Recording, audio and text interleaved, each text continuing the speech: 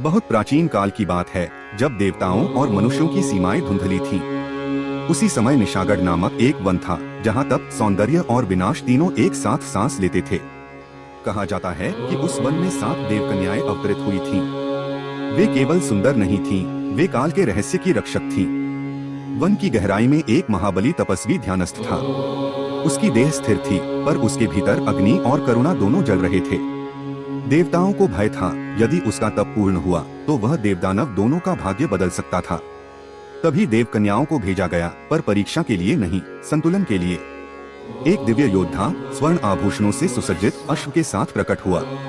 वह कोई राजा नहीं था, वह नियति का दूत था।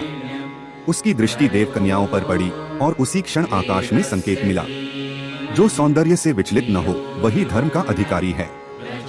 एक देवकन्या जल में बैठी थी, हाथों से स्वर्ण बूंदें टपकाती हुई। वे बूंदें आंसू नहीं थीं, वे भविष्य थीं। जो उन्हें देख लेता उसे अपने कर्मों का अंत दिखाई देने लगता। अचानक आकाश फट पड़ा। एक विकराल योद्धा रक्त और गर्जना के साथ उठा। यह कोई दानव नहीं था, यह मनुष्य के भीतर का अहंकार था, जिसे देवताओं ने रूप दे दिया था। यदि वह जागृत रहा तो सृष्टि भस्म हो जाती।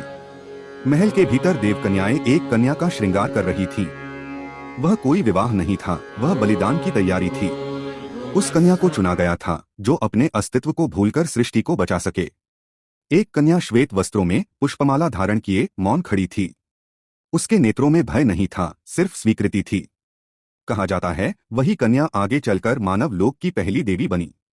जब सब कुछ डगमगा रहा था, तब नीले प्रकाश में विष्णु प्रकट हुए। चक्र घूमा, शंखनाद हुआ और देवकन्याओं को वर मिला, जब तक संसार में कथा जीवित है तुम अमर रह।